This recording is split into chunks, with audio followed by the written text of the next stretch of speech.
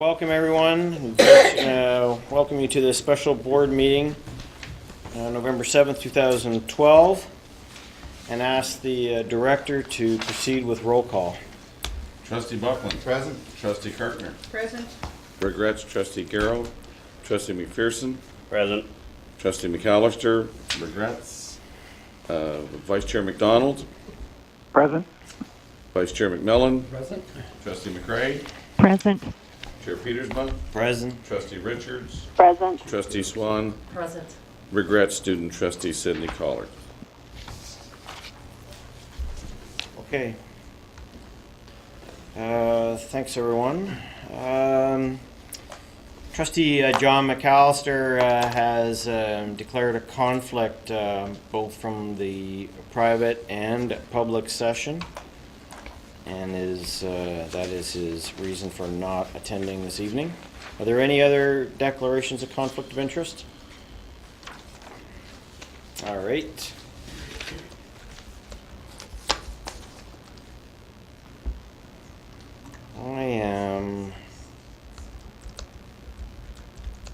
Wonder whether it would make more sense to move my report of special meeting to after the negotiations update. Just might make more flow. Does anybody, I mean, doesn't follow the prescribed order, so I would need a unanimous motion, but I think it just makes more sense. It's just need professional group. Yeah. Does everybody agree with that? Yep. Okay, so motion to adopt the amended agenda. Moved by Trustee McPherson, seconded by Trustee Buckland. I'm not signed in. I'll mark you in favor. Yeah, and you can go ahead and vote.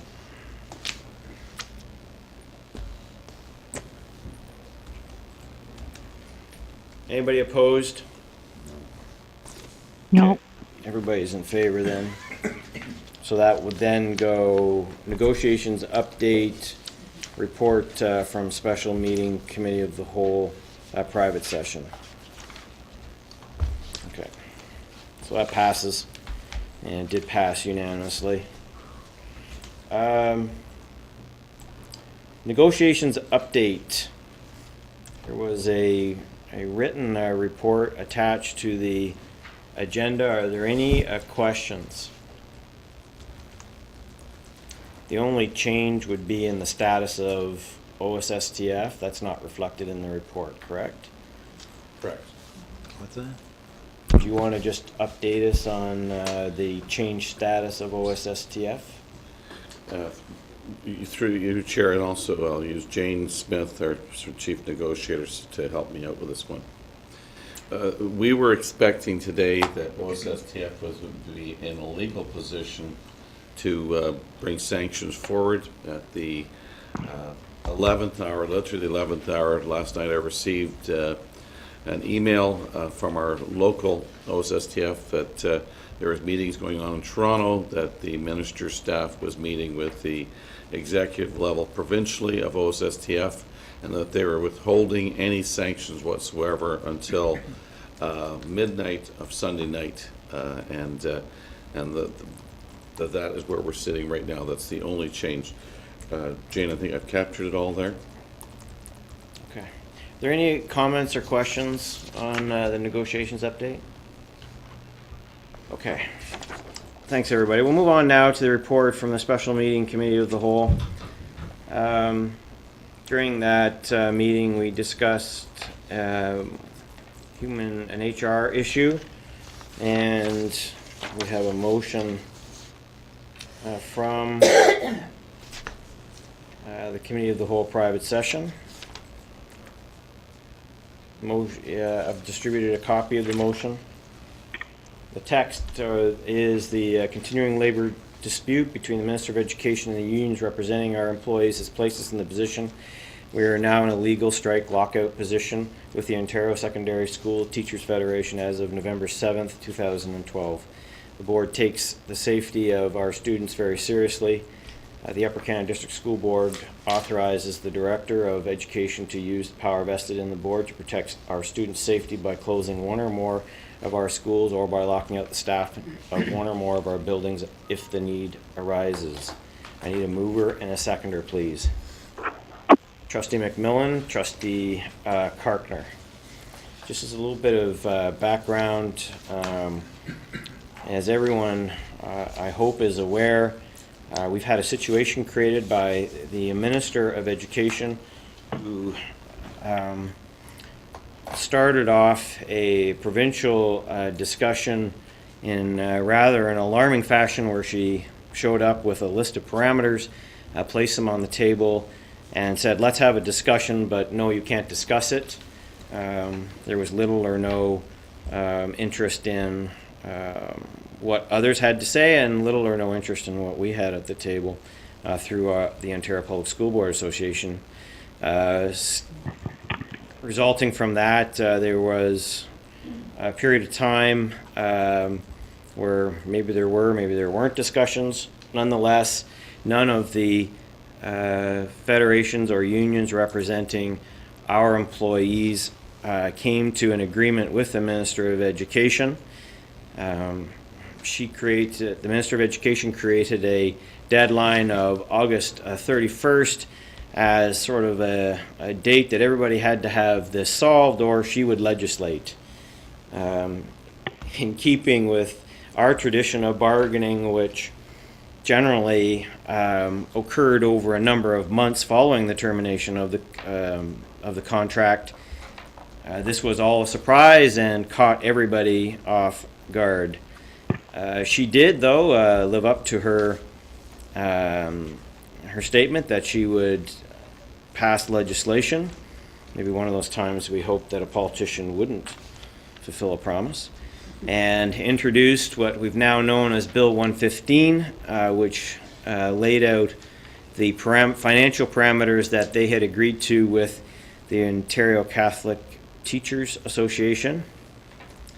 And as well, a lot of language which essentially took the right of local bargaining away from boards and from the federations and the unions. It is fair to characterize this as quite an attack on the process of collective bargaining, one that has served us well and that we've been participants in for a long period of time.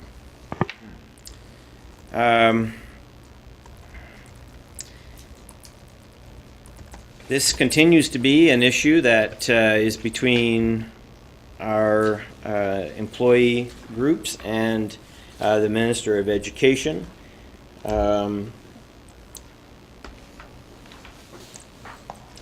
initial statement, she made the statement on the 11th after the passing of 115, which was consistent with language that she used throughout the months of July and August, that she would not allow for disruptions of the school year, indicating that she would use the provisions in Bill 115 to either stop a lockout or strike, or to order boards to cease a lockout or teachers to return to work. At some point, she decided that maybe her lawyers came back after summer holiday and advised her that that wasn't such a good idea, and she quietly changed the language and has now thrown us in the position where we are back to collective bargaining, but without much to bargain.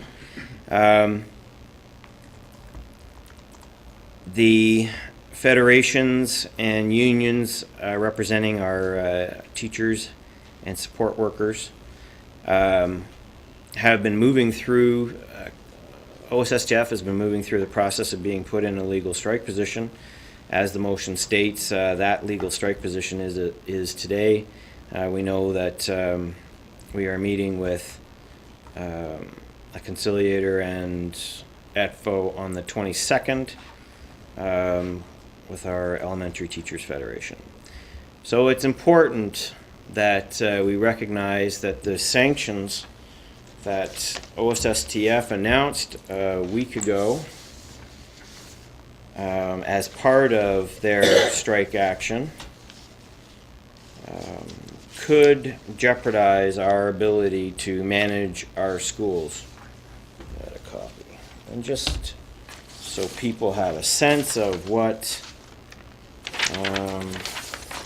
is being considered, this is a document which we have a link through our portal on one of the blog posts. And so teachers and occasional teachers in a legal strike position will not attend staff meetings, attend committee meetings, professional development, participate in school improvement plans, complete ministry reports.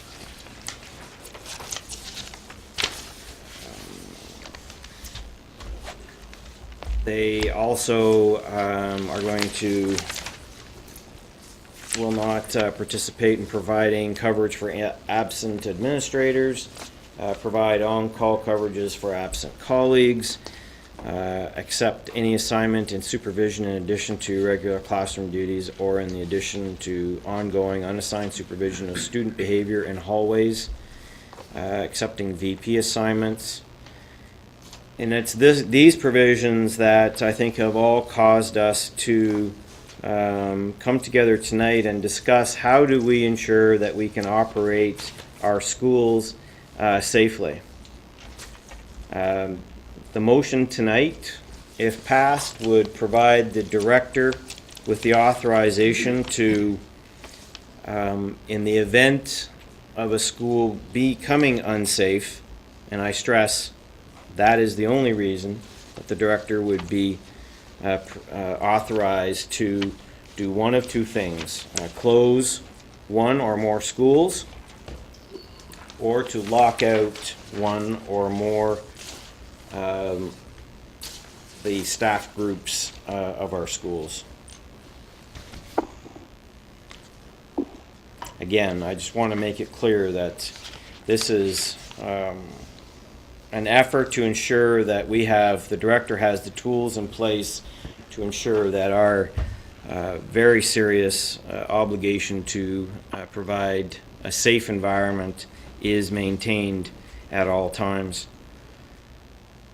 So that motion is in front of you, trustees. Any comments or questions? Trustee McPherson? In your run-up to this, you mentioned the previous deadline of August 31st, 2012. I'd like to get your opinion on the current deadline of December 31st, 2012. You referred to the first one as unrealistic. Is the new one any less artificial, or is it, you believe it's an attainable?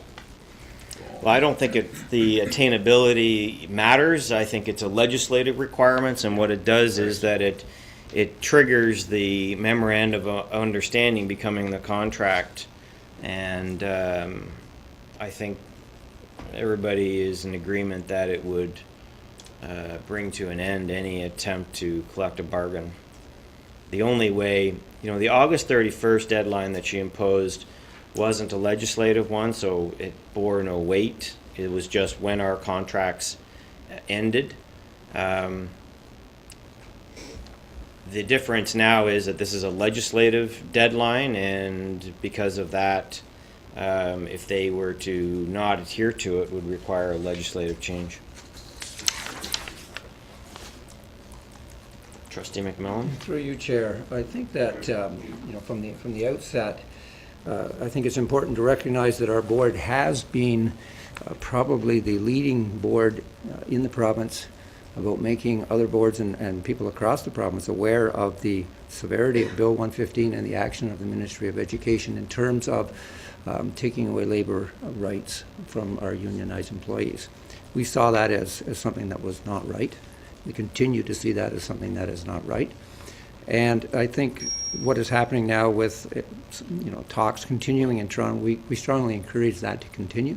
We strongly encourage the ministry to listen with open ears, and we encourage the unions to continue to actively become involved in that process if it is made available. So we certainly want that to continue.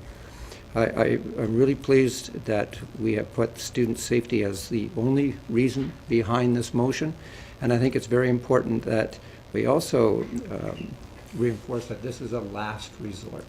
It is not punitive. It's not something that we'd use just to try to leverage our position. This is a last resort if we feel that the safety of all of our students would be at risk, because that is really the sole reason behind this motion, in my opinion. Trustee Karkner? I agree with Trustee McMillan in that safety is our main priority in this, or our only priority at this time. But I would like to have some clarification on the difference between the closing of a school or the locking out of the staff. Could you expand on that, please, for me? Director? The closing of a school or a portion of a school will be done under the Education Act in Section 19(1) and 2. That if it was determined by the staff, and as you have empowered me to work with my staff, the superintendent of our safe schools, our engineers, the different people who work for us, to determine if a school was safe. One would be physically, is it safe? The second piece would be, is the supervision at such a level that it would meet the standards of our community and our board. So a section of a school could be closed, or the entire school could be closed. At the same time, a portion of our staff could be sent home, and a portion of our staff could stay, depending on the nature of what's happening at the site and what can be done best to remediate the safety situation. Does that answer your question? That's closing, now lockout. Lockout would be a different situation, although similar. The lockout would involve the determining that the staff and the people in the building were not necessarily able to keep the safety up, and we would lock the staff out to establish, again, safety. Although very, very similar, it would be almost a similar look at the two.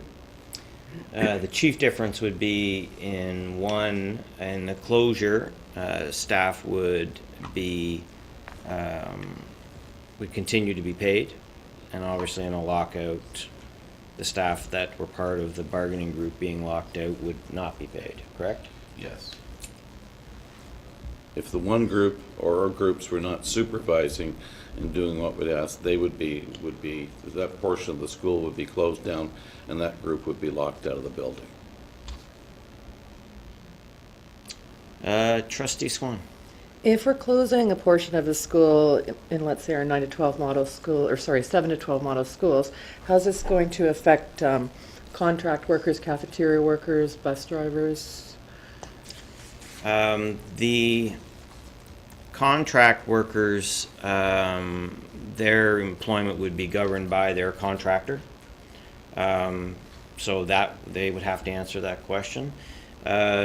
Superintendent of Business, do you have any, in the contract, is there any special provision for strikes or lockouts in the transportation Food service. or food service contracts? Certainly, within food services, that would be left up to the contractor who operates those facilities. Likewise, you would find that in the transportation contracts, it's not really foreseen that during a service shutdown at our level, we would likely continue to pay the fixed costs of operating, but not the variable costs, similar to a snow day. So there are costs associated with running transportation, although that has been a very long time where we had any significant disruption, labor disruption. It was pre-amalgamation, I believe, that there was any significant labor disruption. So what would happen now if you had a school that was closed because of, say, a lack of power or a sewer main? The buses wouldn't run necessarily, but Often those activities occur during the day, a power outage, and so we try best to protect the kids. Sometimes we take them to a special, each school has an emergency area where they would relocate students to, or we would take them home, or we would not run the buses and advise the. Right, but in terms of the contract with the buses, how does that work? So let's say day one, that you have a sewer problem. Day two, you have to still keep the school closed because you haven't fixed it yet. Would you normally continue to pay the fixed costs We then? would pay the fixed costs and likely the driver's wages as well, because they have made themselves available to work. We just haven't been able to offer them work those days. All right. Thank you. Does that answer your question, Trustee Swan? Trustee Buckland? Thank you, Mr. Chair. Now, I've never known of a lockout in my time as a trustee, and I do hope, as you mentioned, it's the last resort. And you mentioned safety. I'm also concerned about any disruption of learning, and I trust that we won't have that. But I want to ask about the one comment you made that there was a possibility of one or more unions being locked out of a school. Explain that situation. Well, it would be if you, let's say you were to look at a school and Jane can correct me, director can correct me, and we would, let's say our K to 7 to 12s, we have all three of our federations unions involved. If it was the OSSTF, who are in a strike position now, and we were to lock them out, they would be the only employees affected by the lockout. The others would continue to be employed as per their contract. By law, they would have to report to work, honoring and paying attention to the information picket line and the negotiations that be done with the people at the picket line. All people who are supposed to be at work are to be at work. But just to follow that, you mentioned one or more unions, so we assume a union which followed the lead of one other union would be locked out as well. Well, only if they were in a legal strike position. Okay, I see. If they were not to report that would be a legal strike. Okay, thank you. Trustee McPherson? In your motion, the last two lines, you refer first to closing one or more of our schools, and then you use the phrase one or more of our buildings if the need arises. Do you anticipate a situation where you would close a building other than a school? Just a point of clarification through you, Mr. Chair.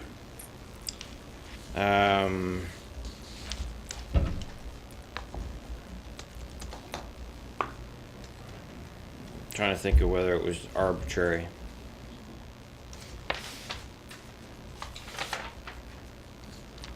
It might have just been arbitrary. Let me think about it. No. School could be interchanged with building. Okay. I don't see that it changes it. Trustee Carpenter? In reference to the partnership we have with allowing daycares to come into our schools, I know I have a couple of schools that have daycares attached to them that are open early and close late. It would be the same kind of thing that we would have to work out with the other employees in the building? Yes. With- Through you, Chair, yes, Trustee Cartner.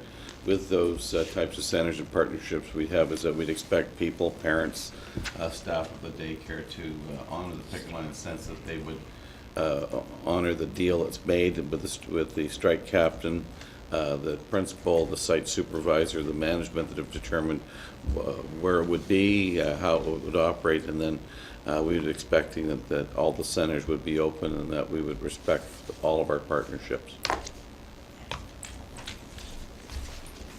Trustee Swan?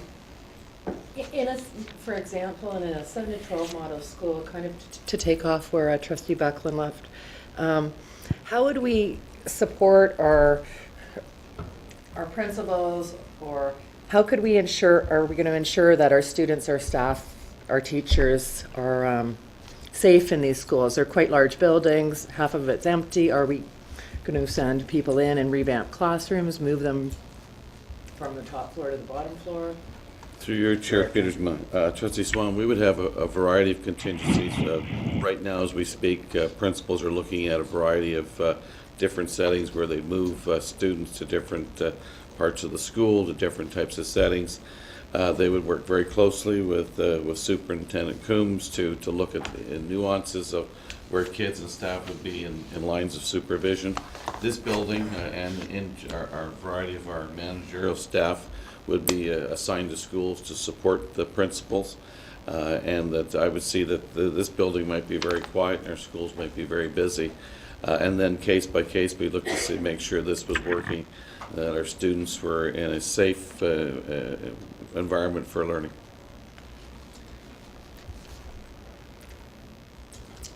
Trustee McPherson? Through you, Mr. Chair, just a scenario. If we have a picket line at a school, what is the realistic expectation that members of a union that are not actively picketing, in the case of a 7 to 12 school, our support staff, our elementary teachers are going to cross that picket line? Director?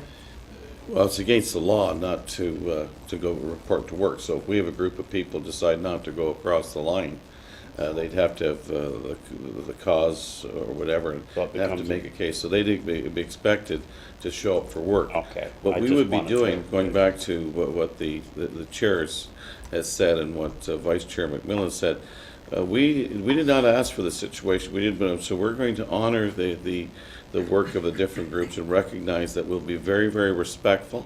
We're going to ask everyone to be respectful in this situation, to recognize that people have to make a point on this very, very serious and somewhat to many emotional issue. And so we're going to think twice and probably act once. Okay, thank you.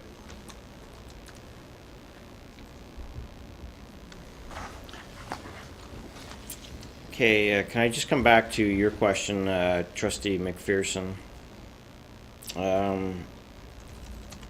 Buildings or schools? I think we could be safe by using the word schools.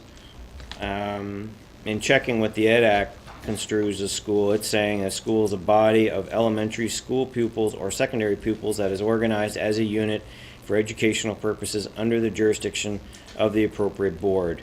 So I think that it's safe to say that a building that contains foundations would still be classed as a school, according to the definition.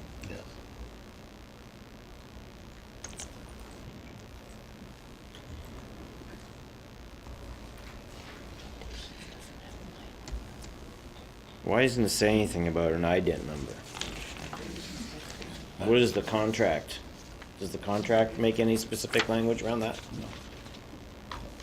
I think we're better off to put school/buildings.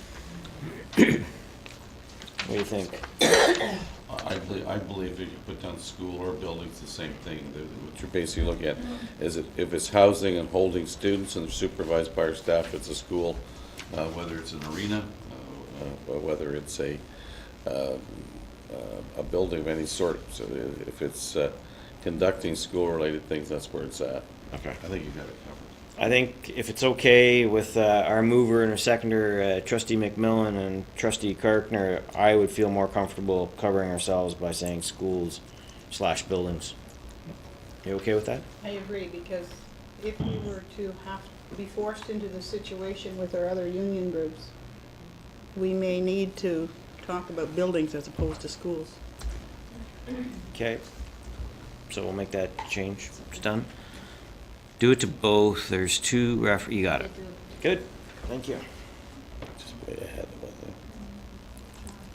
Any other comments or questions? Trustee McMillan? Just to kind of repeat something I said earlier, because I think it's really critical to the whole process, is the fact that the battle that is being kind of fought right now in the province of Ontario is not with local boards. It's between unions and the Ministry of Education. We are fully aware of that and aware of the concerns.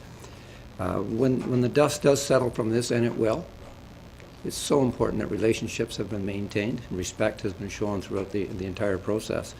And that's why I think it's important that in this motion that we are authorizing our director to do what needs to be done in terms of a lockout only, and only as a last resort when the safety of our children is in jeopardy. And I think that that's so important that it's last resort, and the mandate is so important that our children's safety is the number one consideration. Director? This is a very serious time, and the authority that you would potentially giving me, I think you deserve an opportunity so as the public understand potentially how a decision might be made. First of all, the principal is responsible for the overall activities, what's going on in the school, and she or he would play a very, very important role in determining the safety level that the community and we as a board would expect the principal to maintain. At that point, the principal would talk with their supervisor, their superintendent, and they would more than likely, in all cases, be working with David Coombs, our superintendent of safe schools, to look at the nuances of what's going on there. We would be working with the strike captains and our unions to talk to them, and we would hope and we continue to think that they would talk to us about the school. And the other piece that we would be making a real mistake is if we weren't listening to the students. And we have some outstanding students in our board. Our student trustee, who's not here tonight because she's not well, is an example of one of those. And these are people that we would talk to, and we would not make an isolated decision on one particular thought, but all those people come into play. And at that particular time, I would, with that group of people, make the decision that the school perhaps should be in some case either closed or a group locked out, or the entire school closed down, with a single thing: is this safe for our kids, and does it meet the standards that you as a group of trustees believe the community expects? Go ahead, Trustee Swan. I just have a last question is, how would this be communicated to the parents and to the students if this was to occur? So that's a good a way for us to re-announce, continue the information, putting information out there about the portal. So the portal will be used. How would the parents be communicated? We would use a multiple levels of information. Some of our schools have very sophisticated websites. In fact, most do. We would announce it through that. We would use the old traditional one. There would be paper copies. There would also be postings in the school, signs at the school. The school would use its signage at the front of the schools. Many of our schools have quality signage. And then we would go to the portal, use the portal and the website that the board would have. And then I believe, as many of our schools are moving into the knowledge of social media, many of our schools now have Facebook sites and so forth, that we would use that accurately as well. And the principal's voice would be clearly established in this so that they would see it being authentic and it'd be verified by the principal and the board of trustees through my office. Many of our high schools operate the calling services, like the Center voice. yeah, that kind of service, robocall type of services, so that could be employed too. Trustee McPherson? In addition to the avenues presented by the director, would we be turning to the media, same as we do in inclement weather cancellations? The exact same. As soon as we have confirmation of the fact that the school will be a object of a job action, that we announce it through the media, like the radio and things like that, that Our communications department will be going full out, Yeah. and the communication relationship management group are already working on information processes that will be able to get to functioning right away. And again, doing all of this with the confidence that we hope that we don't even have to move down this road.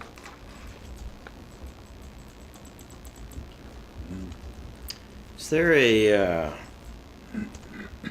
need, do you think, to sunset this? To put a time limit on it? Or do we, just when we feel that we no longer need it, do we rescind it? I actually technically thought the same thing just a few moments ago, that there should be, at the conclusion of this round of bargaining, would be the way to do it. Any other comments, thoughts on that particular piece by trustees? Trustee McDonald, are you on the call, Trustee McDonald? Yes, yes. Yes, I am. Do you have any, do you know of any other boards that have adopted anything like this, or are they putting dates on?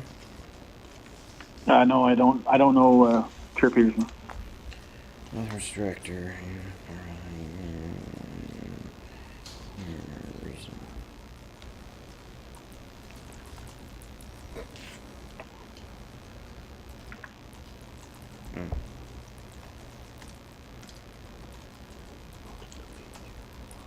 What does current round of negotiations look like? Like, is that a legal? What is that? Like, if we said that, does that have a legal sort of definition?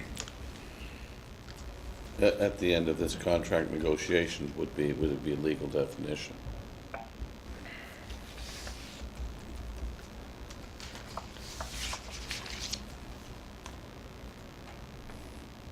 So if the need, where is until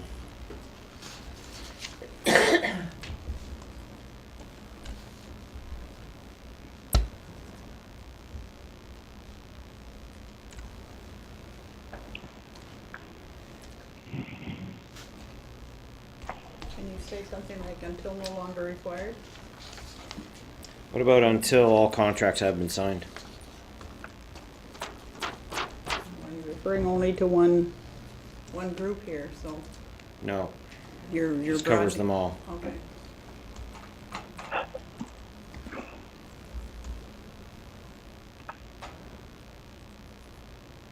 Any other thoughts on that? Through you, Chair, isn't the deadline December 31st? Or what is the deadline? Well, It will be when collective agreements are agreed upon. I think that, the December 30th, Where does that fit in there well, then? let's say, and this will be the most Pollyanna thing I've ever said in my life. Let's say all the contracts are signed tomorrow. Well, we would want this power to be, we wouldn't want this to keep going until December 31st. So I don't think we can't say December 31st. I think until all contracts have been signed, I think that's understood. And if we want to be really specific, all contracts are signed. Period. Are they not collective agreements? Yeah. Collective agreements, that's good. All collective These current agreements. collective agreements are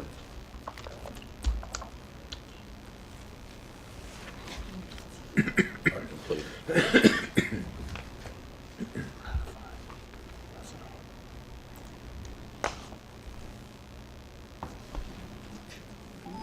Send them an email, tell them that. Just doing.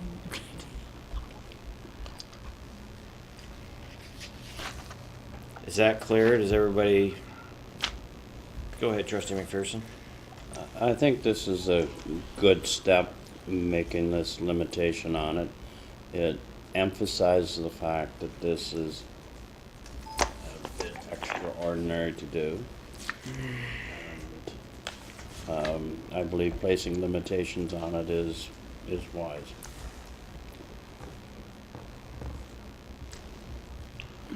Okay. All right. I think that the understanding that it's the current ones that we're talking about, I think is implied enough that I don't think we need to specifically reference this current round. I think that's fine. All right, so the motion is as follows. The continuing labor disputes between the Minister of Education and unions representing our employees is placed in the position that we are now in a legal strike lockout position with the Ontario Secondary School Teachers Federation as of November 7th, 2012. The board takes safety of our students very seriously. Board takes its students or our students? The board takes the safety, students very seriously. The Upper Canada District School Board authorized the director to use the power vested in the board to protect our students' safety by closing one or more of our schools/buildings, or by locking out the staff of one or more of our schools/buildings if the need arises until all collective agreements have been signed. Ooh. Well, that's not, we're not locking That's out. not right. We're not locking out until they're all signed. No. You're right. Let's just start a new sentence. Funny day.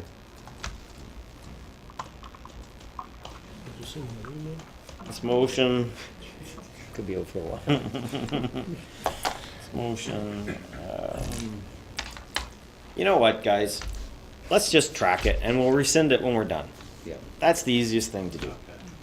We'll just keep an eye on it and rescind it. I don't know that we need to, Just remove Yeah. the last one. because that, we might be locking everybody out until all the contracts are signed, whether they sign a contract or not. That's not our intention.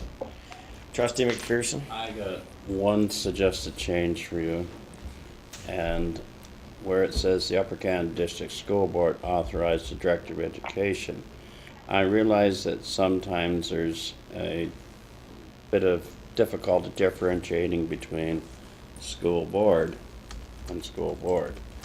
So my suggestion would be that we say the trustees of the Upper Canada District School Board authorize. That's just a suggestion. Yeah, I think that our tradition is to not differentiate trustees. I think that we've pretty much stuck to that we are the board. That was just a suggestion. Yeah, I think that we're okay not putting in the trustees. Any other comments?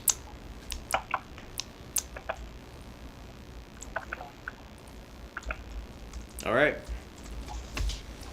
Go ahead and cast your ballots. I'm in favor. Lisa. Lisa. Me too. Me too.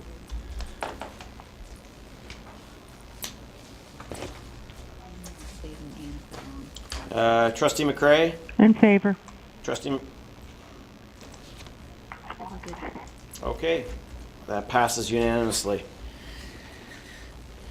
Thank you very much, everyone, and we hope that this never has to come into fruition. We hope that the talks ongoing in Toronto and yield some results, and that we can get on with what I think we do best, and that's educating kids. Director, do you have anything, any last comments? Motion to adjourn. Trustee McMillan, seconded by Trustee Karkner.